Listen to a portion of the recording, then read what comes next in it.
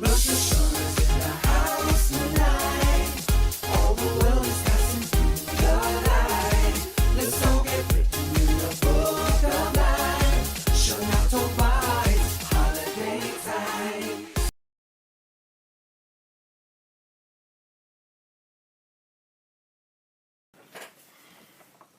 Hello, welcome to the Laws of Rosh Hashanah. We are currently about to start the Laws of Shofar Blowing. So for those of you following along, that's Tuf Kuf Pei Hey in the Shulchan Aruch, 585, and we're starting with Sif Aleph. Says the Shulchan Aruch, Tzarech litkoa me'umad, a person has to blow shofar standing up. Yeah, right, we know there's a Torah commandment to hear the shofar on Rosh Hashanah. So obviously to hear the shofar, someone has to blow it. So the one blowing the shofar has to do it standing. It says the Ramah, V'noagim litkoa ala bima b'makom shekorin, and there's a custom that you should blow the shofar from the place that the Torah is read. And we'll see why soon. Okay, says the Mishnah Berurah. Litkoa v'chein habracha tzarech lios b'amida k'mo kol birchas hamitzvos u'k'dla'el b'simchas sivav. Not only does the shofar blowing have to be done standing, but the blessings on the shofar also have to be done standing, because the rule is any blessing over a mitzvah should be done standing. Ma'umad. D'chsiv yom teruah yelechem. Why does the shofar have to be done standing? Because it says it should be a day of shofar blowing to you. V'yafinin milachem digabi omer. And also, there's something in the Torah called a Gzeira Shava, that sometimes the Tanaim, the sages of the Mishnah, when they would see similar words in two different verses in the Torah, they had a tradition all the way back from Sinai that you could connect the words and learn certain laws out from one verse to another verse.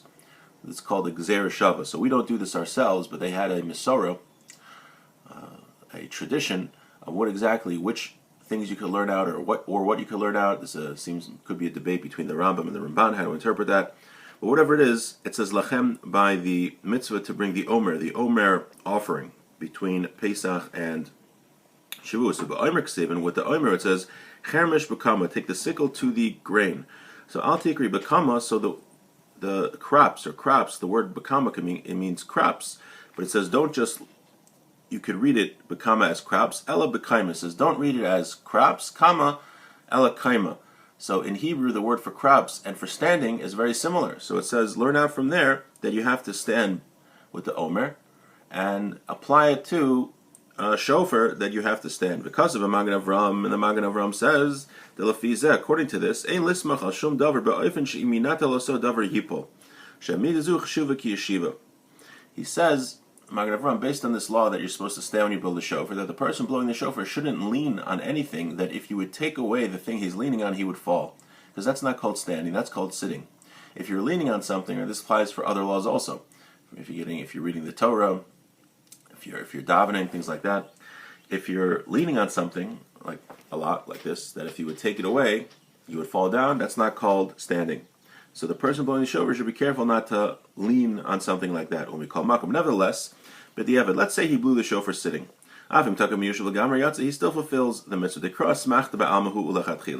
Because really, this verse of standing, it's not a real Torah law, it's an asmachta. An asmachta is something, also debate what exactly an asmachta is, but according to one opinion, an asmachta means something that the rabbis instituted, and they found a hint to it in the Torah.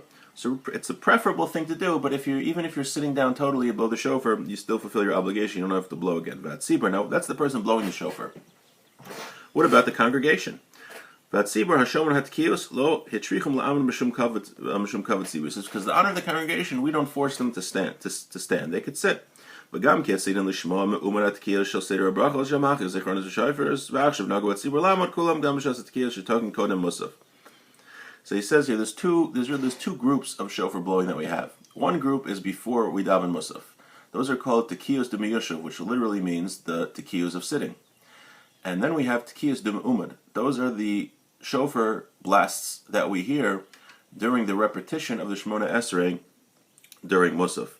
So he says here that during the first shofar blast, that are literally called the tekiyos of sitting, you could sit when you're listening to them. However, the Mishnah Berurah continues that the custom has become to stand during all the shofar blasts. The custom is to stand during both, even what we call the Tekiyos Demiyushav, the shofar blast of sitting. We call them the shofar blast of sitting because technically, according to the letter of the law, you could sit, but practically we stand for all the shofar blasts. Now let's